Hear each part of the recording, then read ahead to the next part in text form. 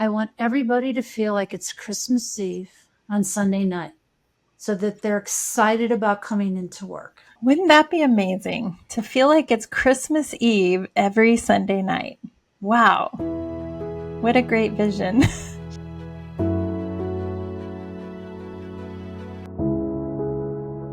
Hi, everyone. Welcome to Wired Today. I'm Julia Lefevre, and around here, we talk about leading with clarity, rewiring our mindset, and growing from the inside out. So let me ask you something. What if the real engine of organizational success isn't strategy, but it's people?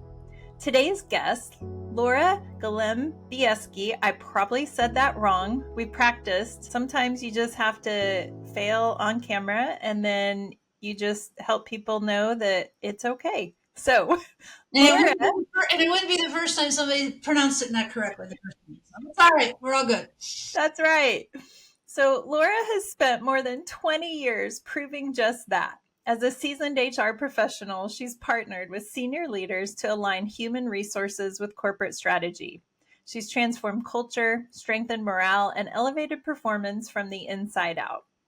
Laura brings a powerful blend of strategic insight and operational empathy. From conflict resolution and change management to DEI and legal compliance, she's navigated the most complex challenges leaders face, but always with people at the center.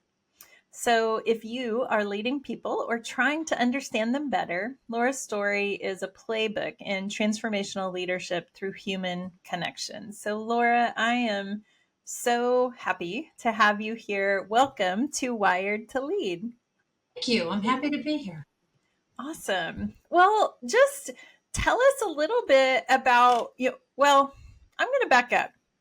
Tell us what, of all of the things I just introduced you as, what has been the hardest part of being an HR professional in your leadership journey? I honestly think it's getting other leaders to understand the importance of the connection with the people that report into them.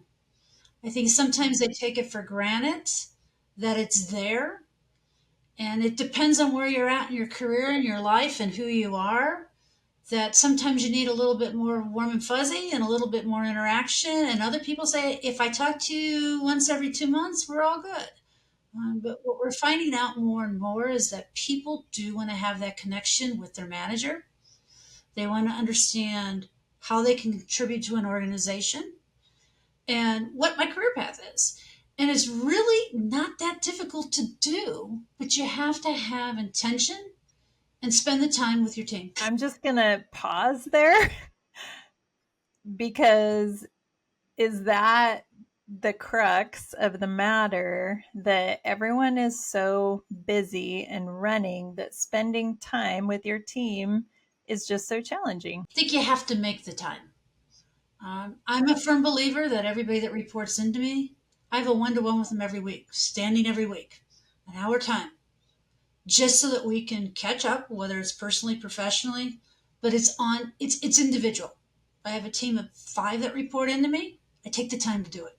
I find more value in that than having to read something or sign something or do something else. Because I know if I can give them the time, they'll feel more connected to the job and the organization and knows that somebody has their back and wants to see them succeed too. You know, I usually wait till later in the show to bring out my brain, my blue brain, that people, and I realized, oh, this is a podcast. Not everyone is watching it. So some of you have no idea that I have this blue plastic brain from Amazon that I pull out and it has a diagram of the inside. So bear with me. I'll try and explain it more than I have in the past. But the thing that I love so much about what you said is you really have put an underline under what the one thing that neuroscience is telling us about people, and that is that they need to have their relational tank filled before their thinking brain can take off. And if we as leaders and managers aren't spending time, That doesn't mean you have to be their therapist. It doesn't mean you have to be their counselor or their best friend. It just means they need to know they matter to you beyond the job they're doing. And what happens in our brains neurologically is that the subconscious piece of us, the part of our brain that holds experiential memories, is in the middle, and it looks like a gas tank. So I've been calling it a brain tank. And if you don't fill up your brain tank, then your thinking brain, which is at the top, the prefrontal cortex, it doesn't have the energy, the fuel to work at its best. It can still work, but taking a few minutes to check in with your team and connect, you will receive uh, a huge return on that investment of time, because they will become more clear, they will become more confident, and they will have more impact as they enter into their job for the day. Totally agree. I've never heard of it through the brain, but I can agree with that. You've experienced the reality of that, and it's something that I just want more and more leaders to understand, that it's not a waste of time, it's not a soft thing, it's not that people are more needy, it's a scientific fact. And if you want to know what will give your team the leading edge over every other team, spend time, 10 minutes, even 15 minutes a week. I mean, it doesn't even take much. It's just know them, value them, and make sure that's getting communicated. Now we're like going to go way back, because I'm guessing that you haven't always known this. That you've probably learned this through your own experiences. And so tell us just a little bit about your leadership journey. Where did Laura start to get her to this place? Gosh, way, way, way back. I always have been an athlete, so I think that has something to do with it. Played volleyball in college, ran track, blah, blah, blah. But I've always felt like there has to be some sort of connection with others in order to help people grow. Came out, I mean, a long time ago, came out of college managing retail stores. Here I Mm, am, this young woman, managing people that are probably 30 years older than I am wow. and trying to work my way through it. Um, Fast forward, got into HR later on in my life because I was always hiring people. Mm, Got into it for hiring salespeople and kind of transformed myself and saw what a good manager looked like and what one didn't. And I kept saying, this is what I want to do. This is what I want to do. And how can I learn and how can I grow in order to help support people? In HR, you are a manager not to just your team, but to everybody within the organization, because you're yeah. the sounding board, whether it's through the executive team, whether it's through a junior manager that's just starting. People want affirmation of what am I doing? Am I doing it right? Am I saying the right things? Because, always in the back of everybody's mind is there's the legal thing, and I got to make sure I'm doing it right. I Absolutely. think it's just, I don't know, it's kind of a nurturing thing. Um, Yeah. I don't have kids. I have dogs. But I am probably one of the best dog moms out there that I think I know. And I think that has something to do with it too, is just having the compassion to be able Yeah. to, and not to give them all the answers, let them figure out their answers for themselves. Mm, I'm very good with my team about, well, what do you want to do? What do you think when they come to me with a problem? And then that way we walk through it and everybody grows. yeah. Not everybody's meant to be a leader, and I think you find that out as you, especially in HR, everybody wants to promote somebody that's the best performer, Mm, not always the best manager, not always the best manager, and sometimes it's totally out of their skill set, out of their comfort zone. Everybody thinks it's absolutely. a great thing to be a manager, but there's other things you can do Yeah. to grow your career. So I would love to just kind of hover over the topic of management. And a little bit ago, you just said, I started recognizing what it looks like to be a good manager, or who the people would be that would be good managers. And so break that down for us. What have you learned about when you're a leader who's looking to promote someone into that space? Because I see this struggle everywhere. All of my clients that I work with, it's at this manager level that they're not exactly sure what they're looking for. And like you said, a lot of times it's skill based in the original skill or task, but then you move people into the people world and it just isn't it doesn't always work. So tell us about what you have found to look for. I think it's how people interact with others. And are they in a meeting? You can work with, you can work with your VPs, your directors to find out who are those people that are actually acting like a leader, leading the team, leading the project, and how they interact with others. It's all transferable. It's all transferable, but it's finding the right people or the people that want to and want to learn. You can teach some of it. There's no doubt about it.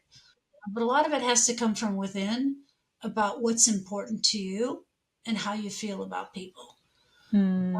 I think you can always look at back, like, who is your worst manager ever?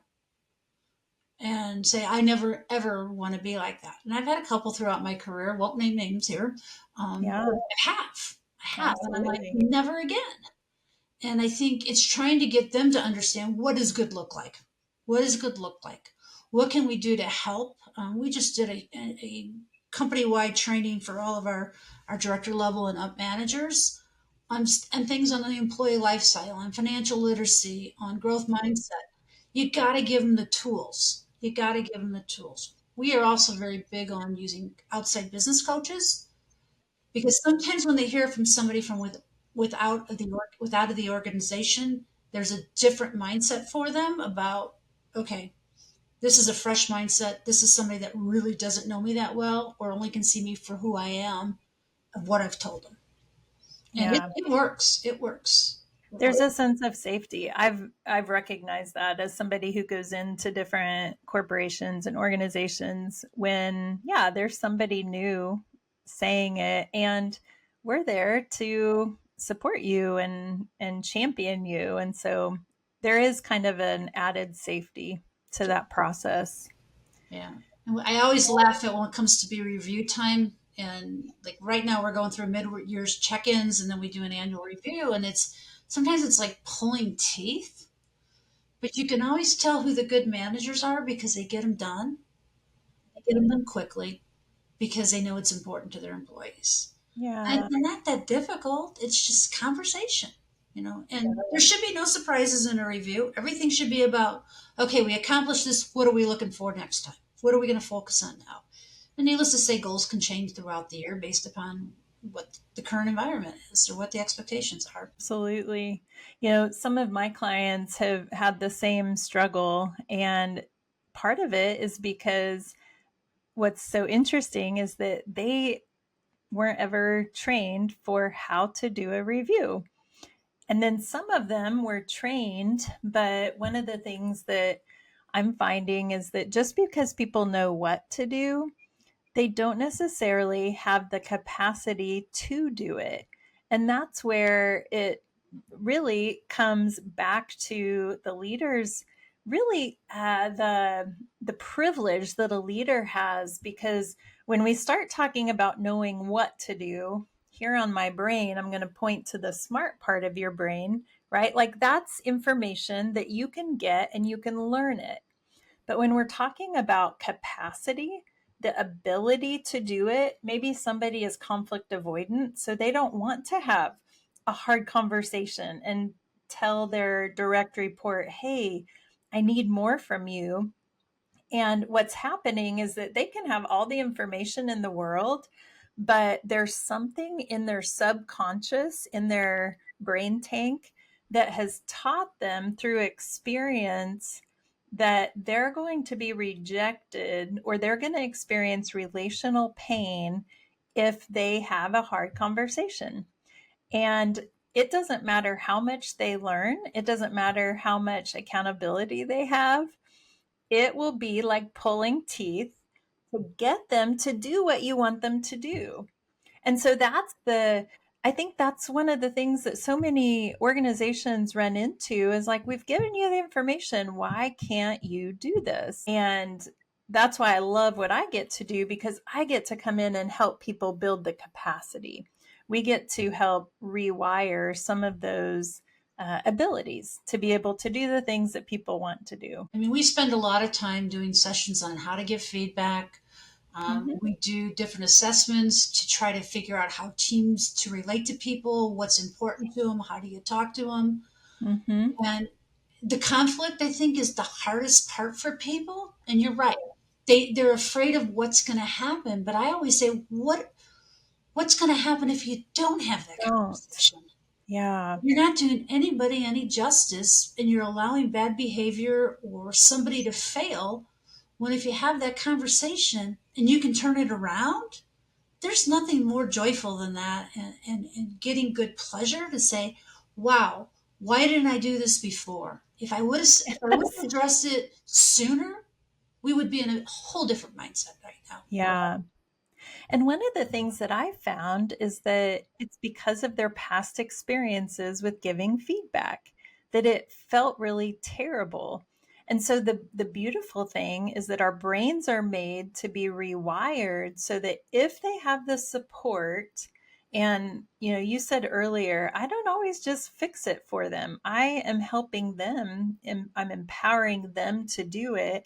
And what you're doing is you're filling their brain tank with support, with having someone with them so that they can step into the experience and, in a sense, rewrite the story that they've been living out of.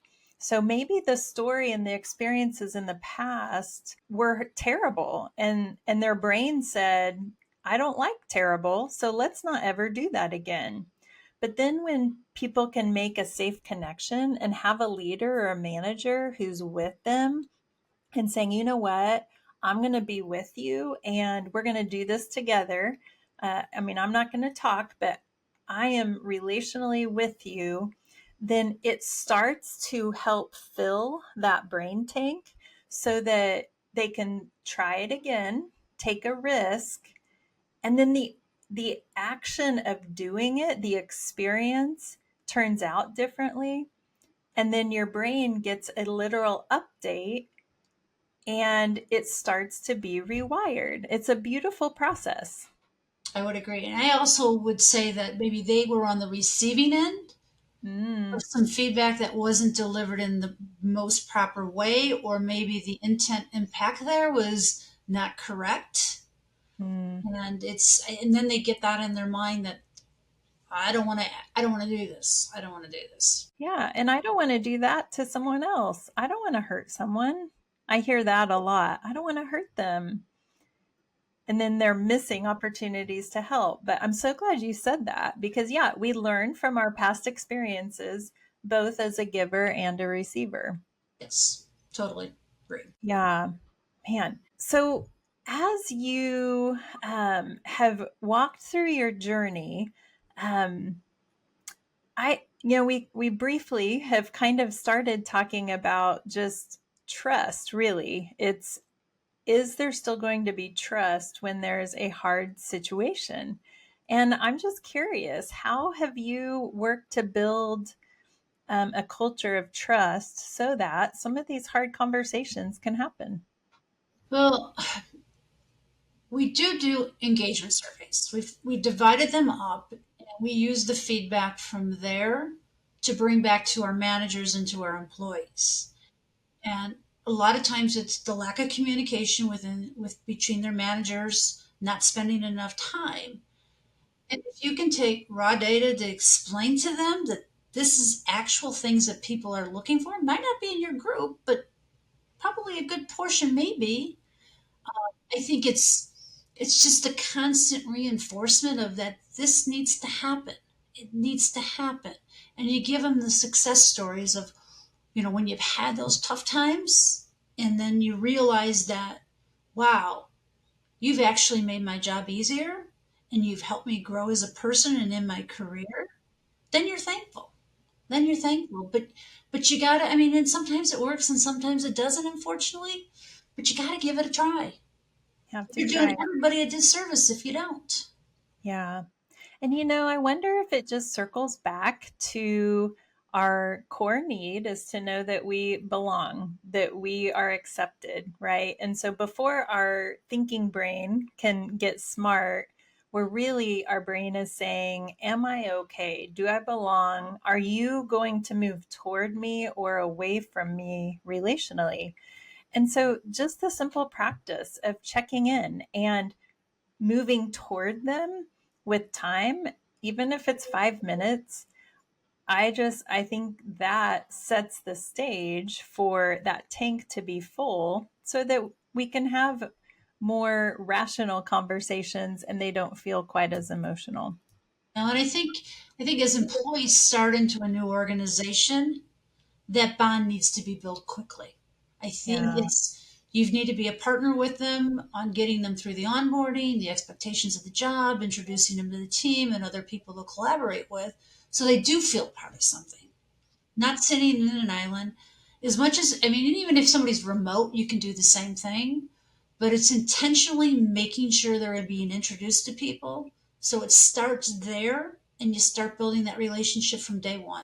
My next question was going to be, the remote and the hybrid world is just exploding, and so you already kind of started answering that. But have you, um, yeah, have you found some things that beyond introducing people that really could help close the gap with those who aren't present in person? I think as an organization, we do a good, lots of different activities where we get people on. We'll have lunch and learns, guest speakers, things of that nature that everybody can join. So it's not just strictly in an office. We try to make it easy for people to do different interactive activities. We're an ESOP, we're employee owned. So there's a lot of celebration of who we are, what we do, and have a vested interest in making sure we all add value to the organization. I think the remote's hard. Um, I think we all went through COVID and know what that was like. Yeah. I'm a people person, so I like the interaction, but it's hard. It's hard for some people, and other people understand it. And you try to do things that get people in, even with like my team in our meeting. I do have one person that's remote, and making sure that we do things to be able to interact. Mm. Whether it's games we play, just trying to make people feel like they're part of something. Yeah, it's interesting. Really, it kind of is circling back to one of the first things you said today, which is one of the biggest things that leaders struggle with is understanding the people that they lead and understanding their differences, their preferences, and how to connect to different people in different spaces. And again, that just takes a little bit of intentionality to figure that out. It is interesting. You said, we've all been through COVID and everyone hated that. And yet now people are advocating for remote. What do you think is behind that? And how can, COVID, we were forced into it and maybe we didn't have the infrastructure to support it. But what do you think is different today that's driving people to really desire that? To be remote, Yeah. I think it's the fact they have maybe a little bit more freedom. They can throw a load of laundry in. They can let their dog out. They don't have to worry about doggy daycare. They don't have to worry about maybe running and picking their kids up from school. There's a little bit more of that.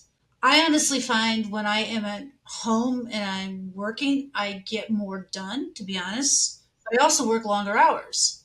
So is there good or bad with that? So, work-life balance, where does that fall into place? So I think everybody's different.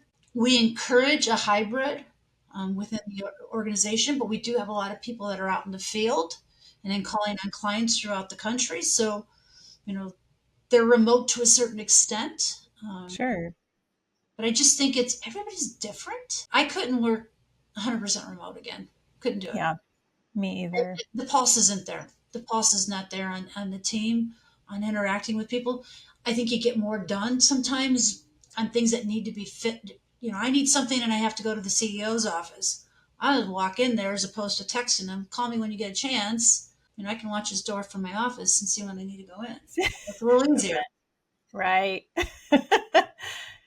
Yeah, I think as with all changes, there's both positive and negative, but I think the thing that is going to be really key is to understand people's why, understand people, which will help you understand their why, and then meet people where they are and just figure out, don't let the connection piece go away. There are ways to continue to make that happen for sure.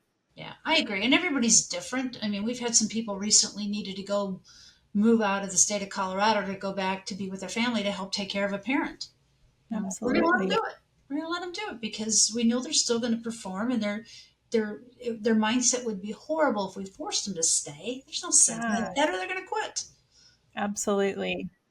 Well, it's a way to care for your people, right? And care is one of the ways that this tank gets filled. So you did mention that often when we work from home, we work longer hours. I was so guilty of that during COVID. And even now that I have more of a home office, I work, the temptation is that I could work anytime. And so that just made me wonder, as an HR person, professional, how are you watching out for your people in the whole well-being area? The all the reports are coming out that are saying, the loneliness epidemic is at the highest it's ever been. Mental health issues are skyrocketing in the workplace. So talk to us a little bit about what concerns you and just how you're attempting to think about it and possibly take some steps to care for your people. Well, we have what's called Wellness Wednesday, where we have a yoga instructor spend 15 to 30 minutes. That'll just do a midday break, so that helps a little. But further than that, I mean, making sure that mental health treatment is available to them and it's affordable. Yeah. EAPs are available, virtual visits through your different insurance plans. Some of them have a cost, some of them don't have a cost. It's trying to get people to use what works for them. Yeah. And the other thing, sometimes with an EAP, you get on and you talk to somebody, you don't get the same therapist again. You want to be Mm, able to build it. And with our insurance program, you actually can get the same therapist over and over again and have regular visits. They need to be licensed in your state.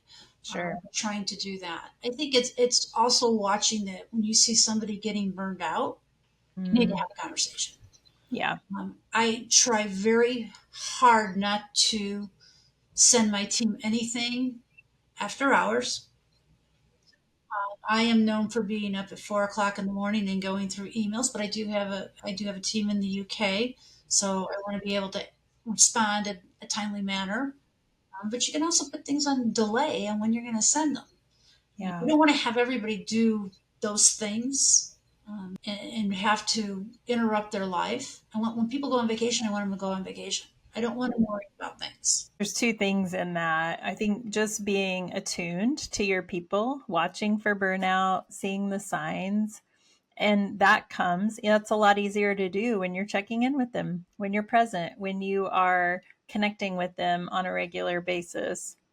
Yeah, and it's trying to figure out where they're at and where you can help. And sometimes it's just listening to them that they've got things going on at home, and where are you at? Checking in a couple times a week. Is everything better?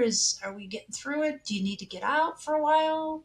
Go, just go do what you need to do, and having the flexibility with people when they need it. Man, listening, such a big topic out there right now. The whole idea, you've got to be an active listener. I appreciate that you said sometimes that's all they need. And what we're seeing is that that's another example of, I just need somewhere to like get all of this out. I just need someone to hear me and still be okay with me.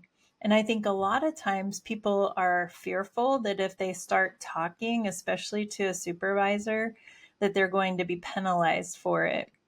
And yet, as managers and leaders can understand, what's happening is that life is hard, and all of our stress creates an actual energy that needs to go somewhere.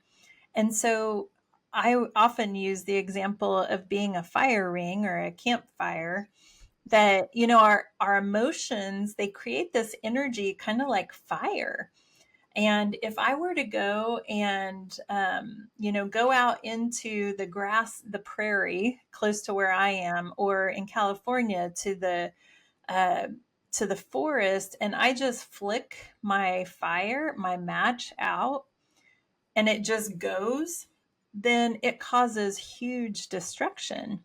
So we don't want that. But before that happens, if the same thing, the same match of fire, when put into a fire ring that is protected, uh, it can create the same type of fire, but this time it's contained.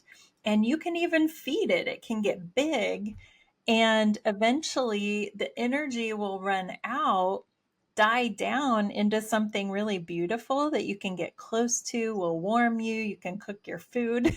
And so that's what we're wanting for it. That's the role managers and leaders can be, the campfire ring. It doesn't mean you have to do anything with it. Just because they come and blah, a lot of times you just hold it for them, and that's it. And then it uses the energy up so that it fills the tank so that they can get back to thinking and doing their job. So, absolutely. The other thing you said was, um, I'm having to be careful that I'm modeling the thing I want for them. And I think a lot of leaders are high performers, and but if they're sending emails at 2 in the morning, then that's the message that's sent, that, oh, that's what I'm supposed to do. And then boundaries really get messed up. And you want people to be able to disconnect at the end of the day, enjoy whatever you want to do in the evening, grab a book, Yeah. watch a movie, play with your kids, go for a walk, whatever it may be, and not have to feel like you got to worry about work. Work can wait till tomorrow.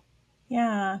Work is work. It's not life. Like, there's a lot more to life. As you are just kind of thinking back over your growth into this space, what has been your biggest challenge in just your own leadership journey? Well, I think it's transformed several times over and over and over again. And I think it's learning to have the confidence that you're doing the right thing. I think that's where it started at. Like, okay, I was a young leader. Am I doing the right thing? How can I learn? How can I be better? But I think it's trying to figure out things change, life has changed, people have changed. Yeah. And it's being able to adjust, and whoever you're dealing with at whatever time, to be able to figure out, how do I have to pivot? Who do I need to talk to? What do I need to do? Making sure I'm in the right mindset when I'm having those conversations. Who knows? I could have just got out of something that was really bad or very stressful, Yeah. and I can't act like it. So it's learning to go ahead and drop that and focus on who I need to focus on, when I need to focus on. Yeah. They need my full support. Um, it's kind of what you're there for. You really are.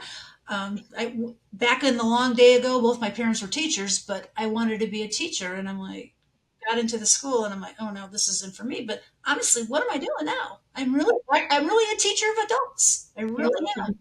Yeah, absolutely.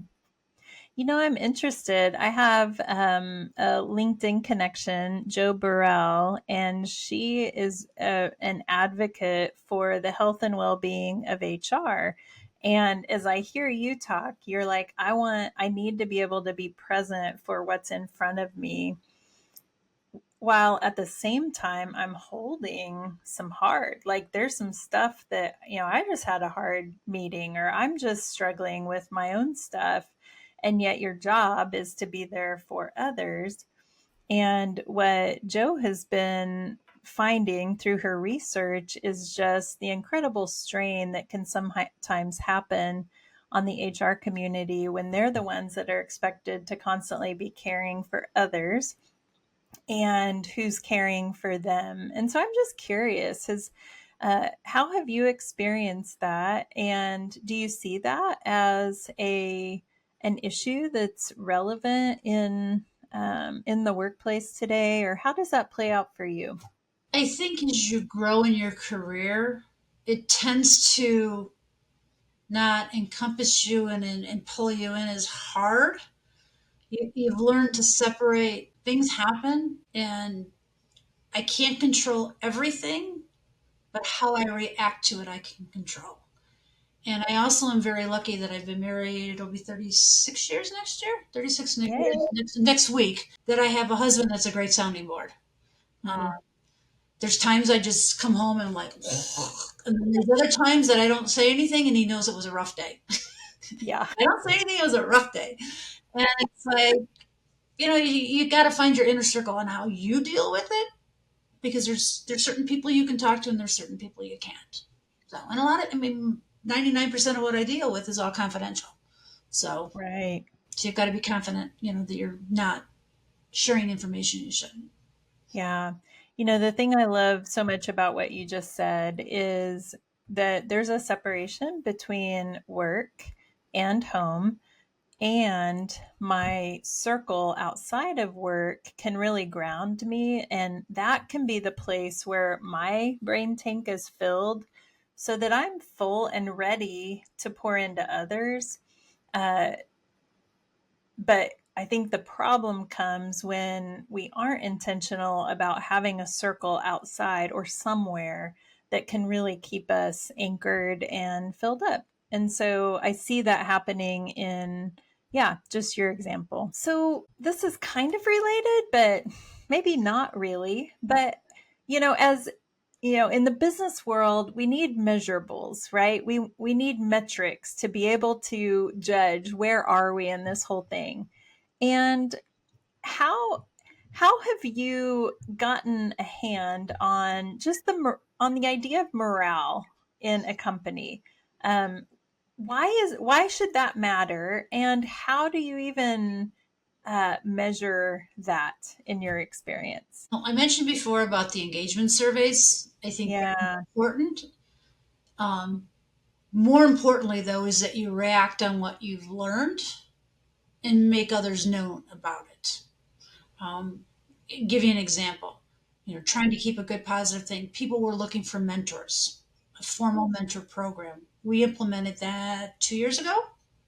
This is the second cycle of it this year, and the feedback has been phenomenal. And to take people, when we very intentional, we have a group that interviews everybody that wants to be a mentee.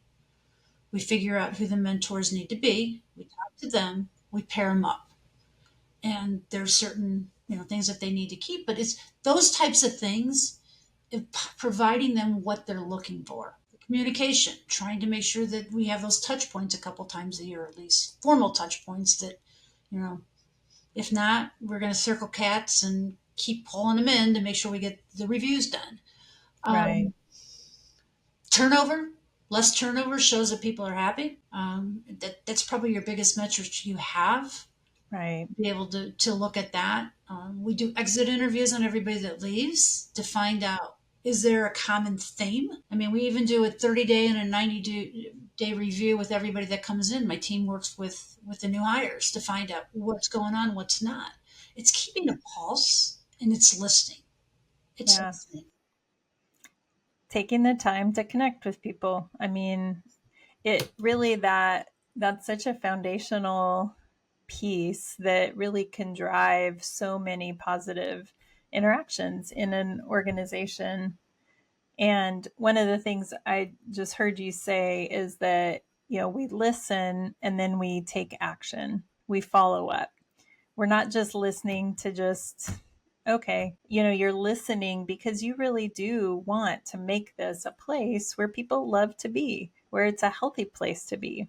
And so being able to take those actions can be really, I mean, it can be something that builds trust because they know if I'm going to say it, it will be heard. I had an old CEO say, or a former CEO, not an old CEO, but a former CEO say, I want everybody to feel like it's Christmas Eve on Sunday night so that they're excited about coming into work and not having the Sunday scaries and looking forward to what's on their list for that whole week. What are they going to do? And I think we spend way too many hours, waking hours at work, that we should be happy. Wouldn't that be amazing to feel like it's Christmas Eve every Sunday night? Wow. What a great vision. Very, very brilliant CEO. Very brilliant. I I agree, and I don't even know who it is. I'll give him the kudos. It was Steve Hewitt when I was at Gymshark. He is now running a consulting firm that actually got Gymshark to where they were at. Um, brilliant, brilliant man, brilliant man. That, yeah, because at the end of the day, we want our people to love being where they are because that means that their thinking brain is getting all the energy. It's getting all of the attention. It has full use of brain power. And that's what drives production, what makes us creative, what innovates. And it's beautiful. You take care of your people will take care of your customers. Yeah.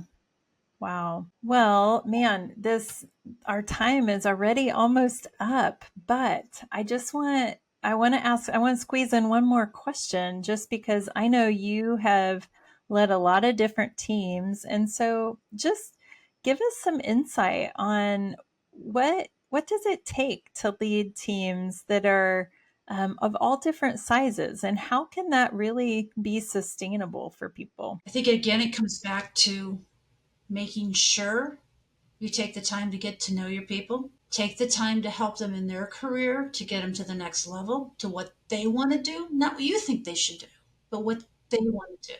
Get them to feel like they've got a say. I always tell my team, you guys are all way smarter than I am. I just know how to pull it all together. And I honestly believe that. I honestly believe it. They are all brilliant and they are all very good at certain things. And together we look really, really good and we work well together. And I Yeah. think the more you go through life and the more teams you have, you learn to fine tune it and you figure out what people's strengths are at and try to encourage them to use that. There's it's great to be able to build somebody to do something that they don't know how to do, but do they Yeah. want to do it? You're better Yeah. off using strengths than you are on the things that they're not as good at. Pull those out and pull them into the team. Yeah. Let them be creative. And I think we've got a younger staff, our HR manager that just got, our HR generalist that just got promoted, and she thinks differently than somebody that's more senior in their career, and we want to be able to meet people where they're at in their career and to pull different people in and different ideas. You're not the smartest person in the room and never act like it should be. uh, use those ideas to get people to do things differently. Mm. As we've had this conversation, Laura, one of the things that just sticks out is your security in who you are and what your role is. And you know your strengths, there's a confidence there, and there's not a need to prove anything. And I do think some of that comes with experience and growing into that. I remember when I was starting out and I did feel more like I needed to prove things, and yet, so I just want to kind of speak to the leaders out there who are hearing you talk and thinking, I wish I could be like that, because I wish I could be secure with my team and not feel threatened by all these people who have amazing skills. And I imagine it comes again through experience, but part of what we're learning about the brain is that you can build your capacity for, we call it your capacity for definition, defining who you are, being really clear about that so that you're free to then empower others to help them along. And it's one of the things that I've heard you talk about multiple times now, just in our conversation about this isn't about me, this is about us. And really, it's more about them contributing to the us. And so I just want to thank you for sharing your experience with us, and just wondering if you have any final parting shots for leaders who are out there and the piece of wisdom that you're like, I wish I would have known this when I was starting out? Well, I think it has to do with realizing that you're only as strong as the weakest link on your team. I mean, it's no different than any sport team. You're better together, and that it's not about you. Sometimes, though, I've always been the least one to promote how I felt about myself and promote myself and ask for things. Um, I just felt like somebody will recognize that I have it. So maybe in hindsight, do you need to ask for that? Maybe. But I've just felt like throughout my career, I've always felt more empowered with my team than I do with myself sometimes. Hmm. Yeah. And makes sense because really our brains are wired to do better when they're connected with others. So you're just living out what science is showing us to be true. I didn't realize I was a specimen there, You though. were. Well, Laura, thank you so much for being here. And is there anything that, if our listeners are interested in learning more about you and, or need to get in touch, is there any way they could do so? Best thing is through LinkedIn. As long as you Okay, can spell my last name, you'll be okay. you'll be okay. All right. All right, everyone. Thanks for being here. We'll see you next time. Thanks for listening to Wired to Lead. If this helped you lead with more clarity today, hit follow in your app so you never miss an episode and leave a short review in Apple Podcasts. 2 sentences is perfect and it helps leaders like you to find us. If you're a leader who would like to explore opportunities for workshops or coaching with Brave Restoration, please reach out to our website at www.braverestoration.org. We would love to hear from you. See you next time.